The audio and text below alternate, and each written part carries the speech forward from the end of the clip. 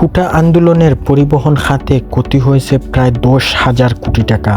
বাংলাদেশের পরিবহন মালিক সমিতি জানিয়েছে, কোটা সংস্থার আন্দোলনের সময় সহিংসভাবে আগ্নেয়সংযোগ ও ভাঙচুরের ফলে পরিবহন খাতে ক্ষতি হয়েছে আনুমানিক 25,92,00,000 টাকা। এছাড়া শাটডাউন, কারফিউ চলাচলে যানবাহন বন্ধ থাকায় দৈনিক ক্ষতি হয়েছে প্রায় 500 কোটি টাকার উপরে। সরকারি ও বেসরকারি খাত মিলিয়ে এ ক্ষতির পরিমাণ 10,000 কোটি টাকার উপরে বলে জানান অর্থবিদরা।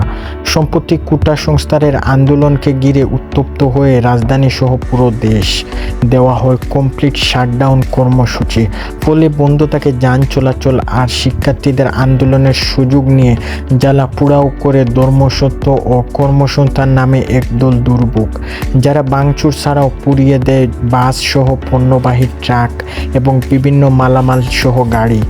এরপর সহিংসতা নিয়ন্ত্রণে সরকারকে দেওয়া হয় কারফিউমের পুরোপুরি বন্ধ থাকার গাড়ি চাকা। বাংলাদেশের পরিবহন মালিক সমিতির তথ্য বলেছেন, সহিংসতা চলাকালীন সারা দেশে মোট 200টির বেশি যানবাহন ভাঙচুর ও আগ্নেয়সংযোগ করে দুর্ভোগরা। এতে ক্ষতি হয়েছে প্রায় 25 কোটি টাকার উপরে। আর যান চলাচল বন্ধের কারণে টানা 8 দিনে ক্ষতির পরিমাণ দাঁড়িয়েছে অন্তত 10,000 কোটি টাকা। এই পরিমাণ খাত সংশ্লিষ্ট আর অনেকেই বলেছে, যে কোনো আন্দোলন ও সহিংসতা প্রধান টার্গেট হলো পরিবহন। এতে প্রতিনিয়ত ঝুঁকি আর সংস্থার সময় কাটে মালিক ও শ্রমিক উভয়েরই। ঢাকার সড়ক মালিক সমিতির সিনিয়র সভাপতি আশরাফুল আলম খোকন বলেন, যানবাহনে আগুন দিলে এত ভয়াবহতা বেশি হয়, মানুষের জীবনযাত্রার এর প্রভাব বেশি পড়ে। এই জন্য হয়তো পরিবহনকে সবসময় টার্গেট করেন আন্দোলনকারীরা।